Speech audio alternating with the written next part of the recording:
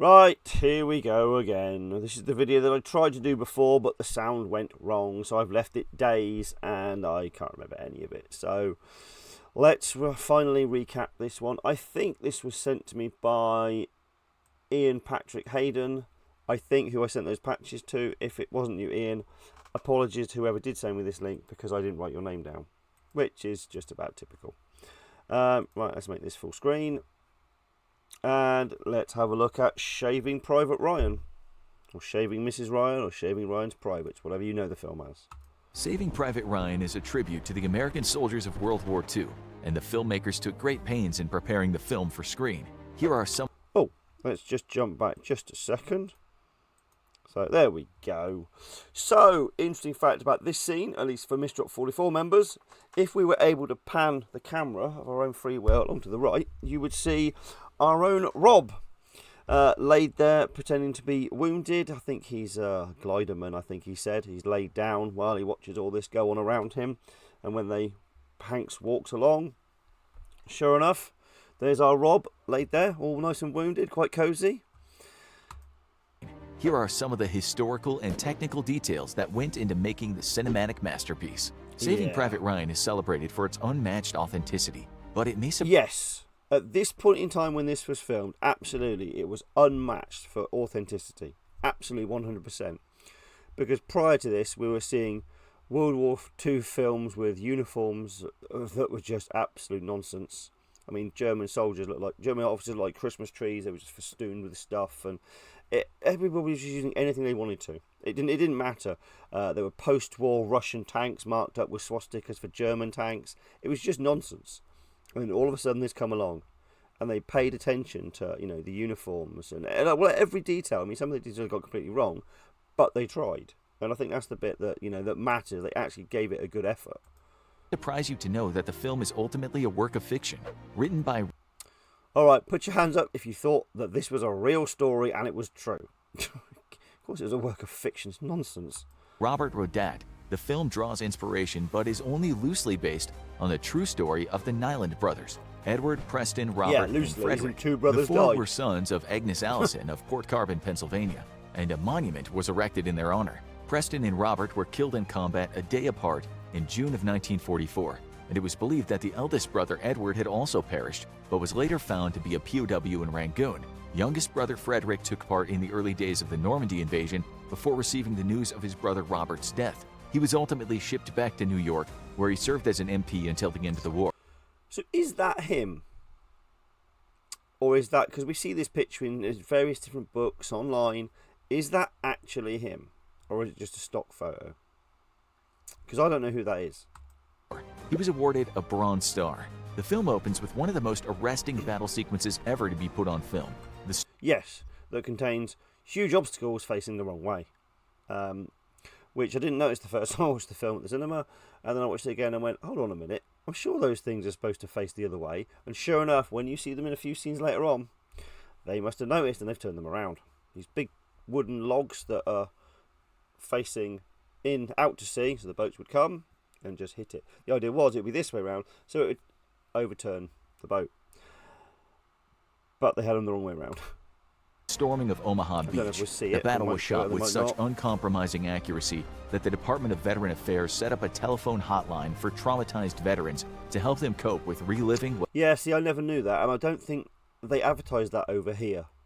Because there was certainly nothing at the cinema that I remember. But yeah, I can't say I'm surprised. What they experienced firsthand.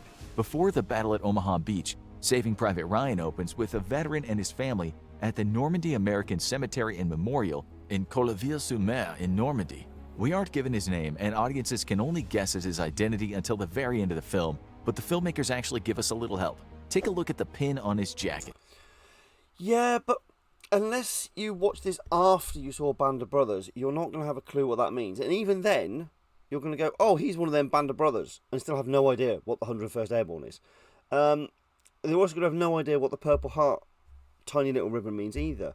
So although it's a hint for Joe Public, I don't think they're going to have any fucking clue what these are. I mean, my sister loves Band of Brothers. If I ask her what this is, she will never forget. I shall. It's a 101st Airborne Division pen, which is a very specific clue. To prepare his ensemble cast for their roles as soldiers, director Steven Spielberg set them on a grueling week-long course at boot camp, instructed by technical advisor Dale Dye. Having worked with Dye in preparation for his war sequences in another movie, Forrest Gump, Tom Hanks, who plays Captain Miller, knew what was in store. The rest of his company, however, did not. According to Hanks, the other guys were expecting something like camping in the woods and maybe learning things while... Yeah, apparently it was hell. And although Hanks, he loves everything like this, you know, this is really his bag. He's really into this stuff. So for him, amazing. For the rest of the guys, they thought, fuck this, we're going to quit. They hated it. Sitting around the campfire. This was obviously not the case. As the boot camp proved so intense, the rest of the ensemble voted to quit. Of course, their votes didn't hold water, as their captain, Hanks, voted to stay and complete the training. However, there was one big name who didn't have to take part in the training. Matt Damon plays the titular character. Of course, yeah. They didn't want him mixing with the rest of the cast, although he was unknown, well, pretty much unknown. He'd only just done that film, is it Good Will Hunting, or is it the other one? One of those films where he plays some smart-ass, know-all little prick.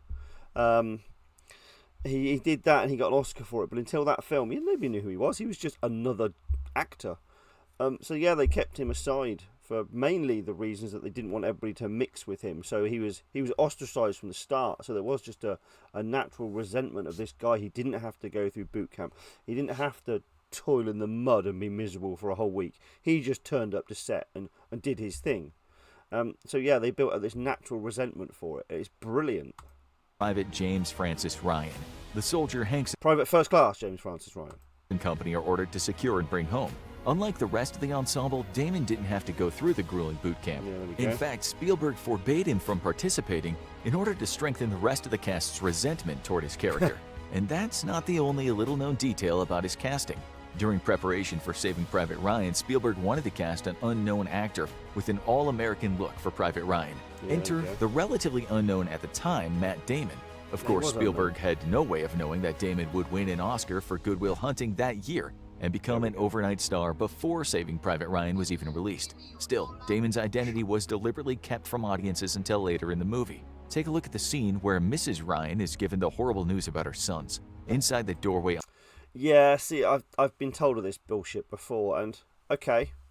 So supposedly the one behind the flag is Matt Damon. So they've obscured his face. How clear are the other three? Oh my god, the other three faces. I mean, they could be anybody. Matt Damon could be any of them three. It's just blurry shit. There's no way you'd if he was there, and the film was scrolling along. There's no way you'd pick him out. So I think that's just nonsense. On the right is a photo frame of all the Ryan brothers. However, James's face is mostly covered by a small American flag. By not sharing his identity with the audience, Spielberg puts us in the same position as Captain Miller and company. I mean, you're not looking here anyway. You're looking over here at what's going on.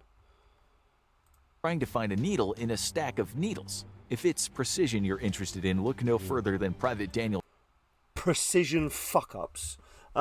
Yeah, we touched on this sniper bullshit last time, and it is just utter crap. They almost Googled World War II sniper and threw in every result into this one character. It really doesn't add up, but I'm sure they're going to elaborate further.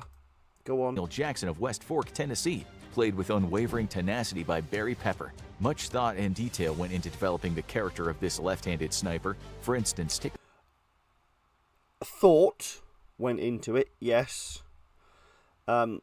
Accuracy and detail, negative. Look at his right thumb. Do you see the bruise under his nail? Oh, God. Yeah, here we go. Go on. Say his Garand thumb when he's using a bolt-action rifle. Go on.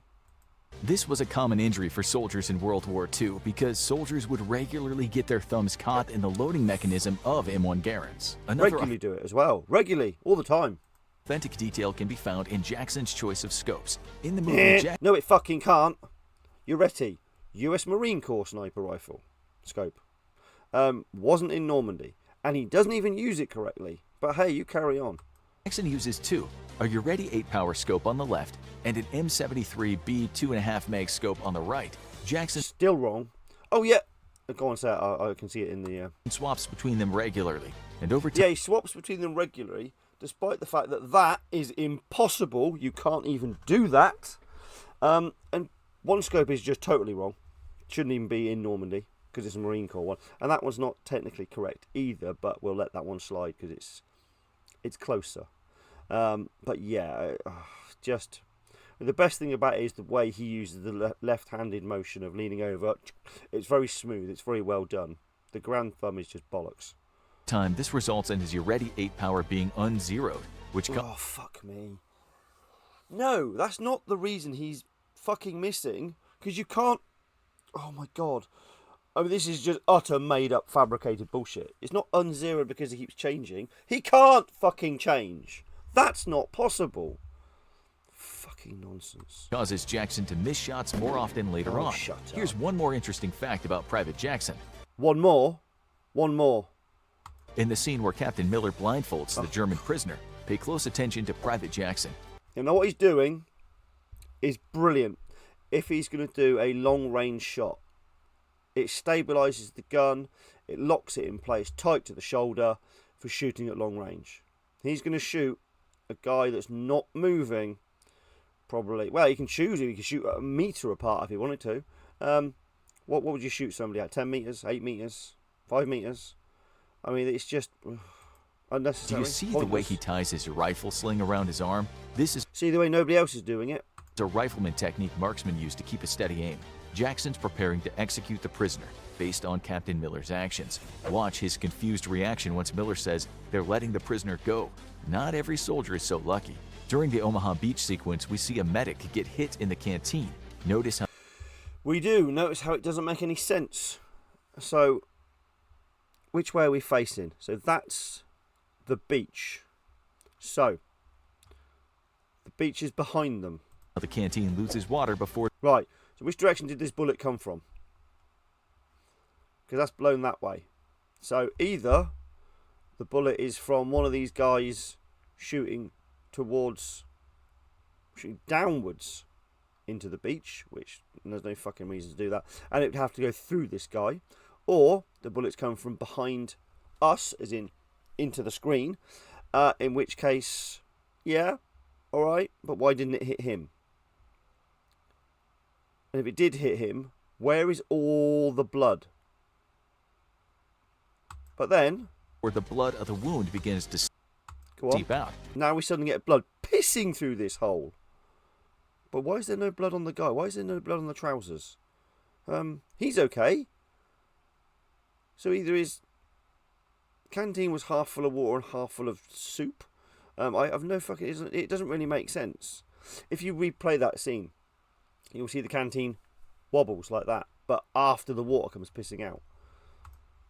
Another bit of detail can be found in the sound design used for the battle sequence, particularly with regard to sniper fire. In Private Jackson's first sniper sequence, did you notice how his gun flares? You see the German sniper get shot, and then you hear... Yeah, you see the sniper get shot, you hear the sound. You also see the bunker exploding, and sandbags just suddenly toppling down the hill because a German leans on them. What the fuck were they? What were they full of? Like paper mache? What straw? Yeah. You shoot a guy and everything explodes. Hear the gunshot. This isn't an error. The filmmakers were paying close attention to the speed of sound and how it would play out in normal space. Here's another interesting fact about Jackson. In the battle scene in the French village, Jackson shoots a German sniper in the eye through his own rifle scope. This shot pays tribute to a Marine Corps sniper named Carlos Hathcock. Yeah, it was questioned quite a lot how the hell he did this, and people tried to replicate it but never did. But it's one of those things, isn't it? If you fire 1,000 bullets, you're going to do one shot once. If you keep doing it, you're going to get that miracle thing eventually. Who shot an enemy the same way in real life, a shot that snipers have tried and failed to make sense. After Captain Miller and his men make their way inland from Omaha Beach, they're met by 2 German soldiers who try to surrender. Oh god, this scene as well. I mean, yeah, sure. people shot everybody, whether they were civilians, whether they were at the enemy, whether they were surrendering. These events all happened in limited numbers. Now, the problem I have with this scene is we've got these two guys, German Czechs, and behind them we've got guys over here. You've got guys in this trench here. You've got guys running along the back. The soldiers weren't German, but actually Czechoslovakian conscripts, which means they were forced into service by the German army.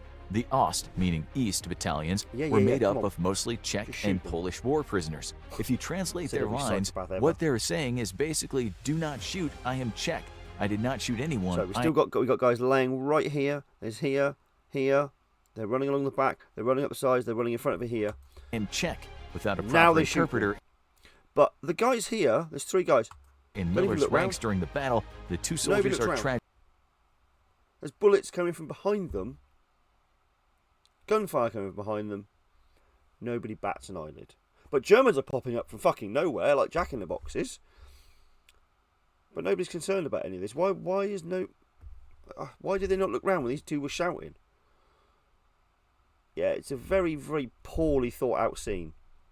If they'd grabbed them and took them over to this wall and shot them, yeah, it's a bit more cold. It's also a bit more calculated.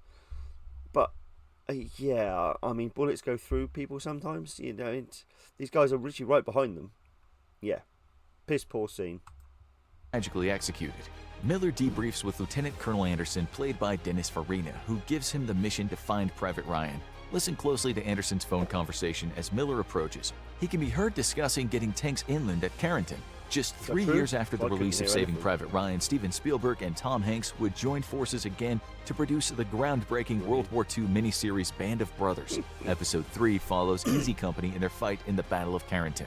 Sergeant Mike Horvath is played by Tom. Oh, great actor for that. He was a very brilliant character.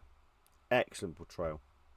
Sizemore, known for his intense work in movies like Point Break, Strange Days, and Heat. While his character was battling the German army, Sizemore was battling a war within himself during production.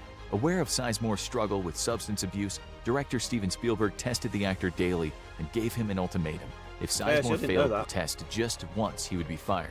Spielberg made it clear he had no reservations about recasting and reshooting all of Horvath's scenes. Sizemore agreed and managed to pass all of his tests. Mission accomplished, and a harrowing performance. Harrowing does not begin to describe the entirety of... Oh, God, I'd forgotten that scene. Oh, doesn't that make you cringe? Watch him cock the pistol. You see so many reenactors do this with the blank frame ones with the vent hole in the top as well. Does not begin to describe the entirety. Why does he push the slide forwards? I mean, the problem with reenactors is, do you know what, mine's always to hand. It lives on my desk because it doesn't really have a home. Is the vent hole is obviously at the top, so you cover that. Oh, so I'm taking the mag out first, even though there's nothing in there. Yep, it's empty. You cover it and you push it forwards. Now these guns are shit, and they're prone to misfiring, not working, doing their own shit. So if you cover that hole and then it goes off, all the pressure comes out that hole. Goodbye, finger. Fucking stupid. You let the gun work itself. You pull it down and you let it snap. That's how the bullets go in the chamber. If you slow that motion down, there's a good chance the bullet's going to catch, not feed in properly. You know, for somebody of his rank, not being able to use a pistol effectively, yeah, I think that, yeah, there's no reason for that. Of Saving Private Ryan, the movie is filled with tension at every turn, not just for... Should a gun also have a smooth hammer? Or should it have something on it? Don't know. Ah, fuck, they've all got them. We'll all Captain Miller's men, but within the company as well. During one such scene, after letting the German soldier go, Private First Class Richard Ribin, played by Edward Burns, threatens to go AWOL, absent without official leave. In turn, Sergeant Horvath threatens to shoot him.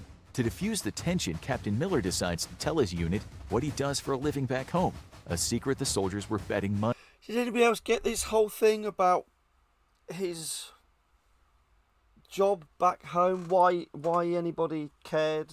I was supposed to make us care about the character and give him a bit more depth, but I just sort of shrugged when they went into all this. Oh, I'm a teacher back home. I've dealt with loads of kids like you. Right, get on with it. Just we don't need this. Money over.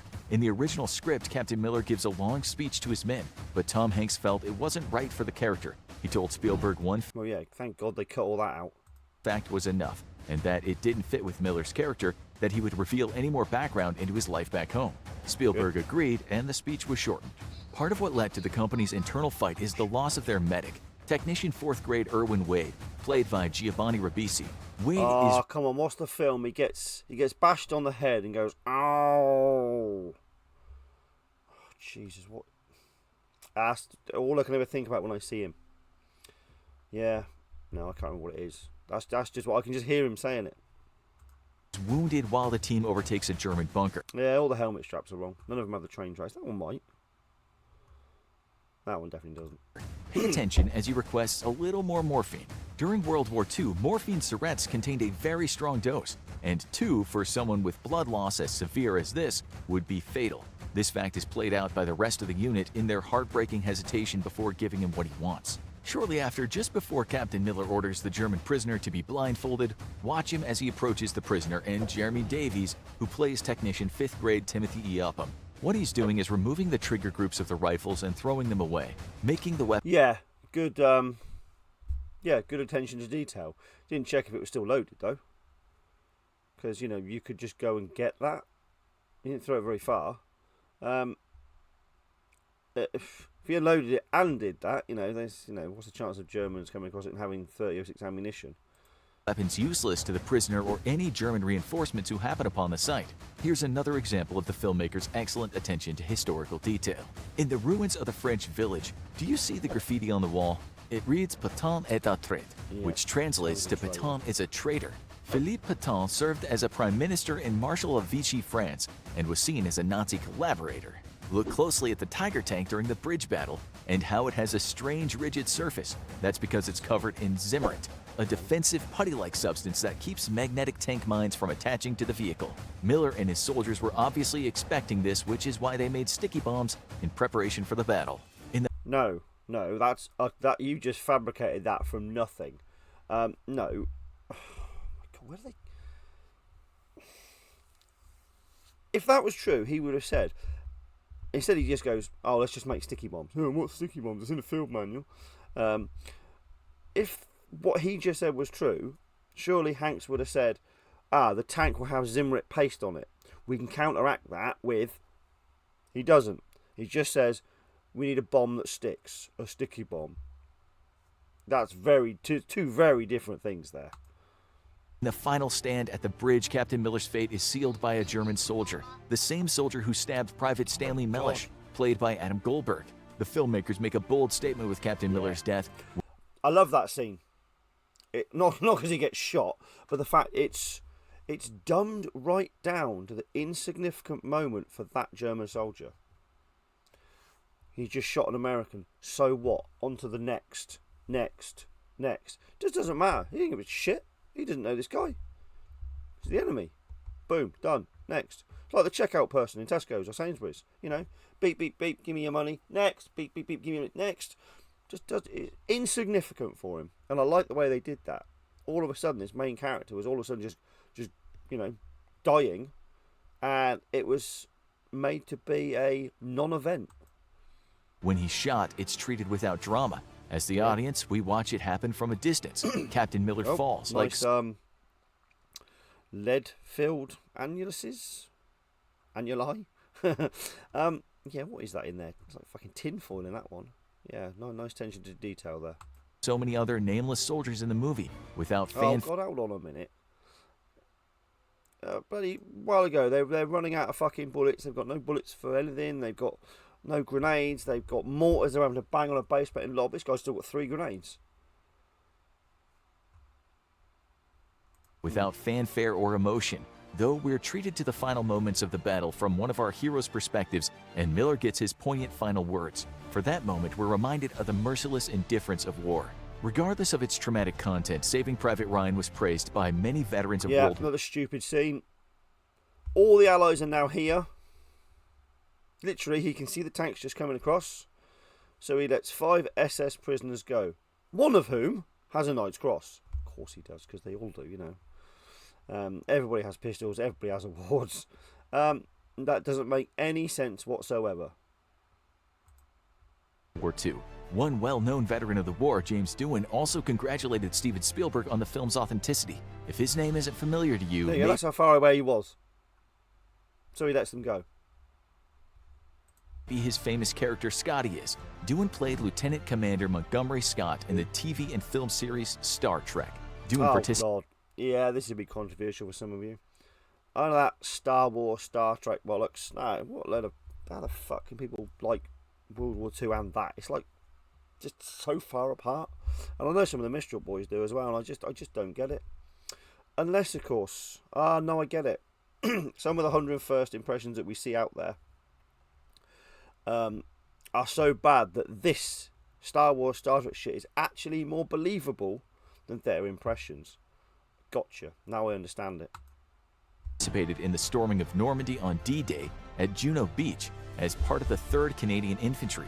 He was wounded in the leg during the war and also lost the middle finger of his right hand, a wound he would hide from cameras while performing on screen. I hope you liked the video and found some fascinating new insights into Saving Private Ryan. I wouldn't go as far as fascinating. Some of it was utter bullshit. I didn't know about the telephone line for the veterans. That was kind of cool. That was kind of interesting. There were a few other little bits and pieces, but yeah, I mean, the whole sniper shit just it was absolute bollocks. The canteen thing doesn't really make much sense, although, you know, it's kind of cool for cinematic wise. You know, it's a love-hate movie, isn't it? It's, if you take it as I always said, light-hearted entertainment. If you take it as just a film, it's very, very good. The story is nonsense. You know, there's so many silly little things with it, but hey ho, it's, you know, it's good enough. Right, thank you for the link. I think it was Ian. Excuse me, fucking hiccups. Anyway, on to the next. Laters.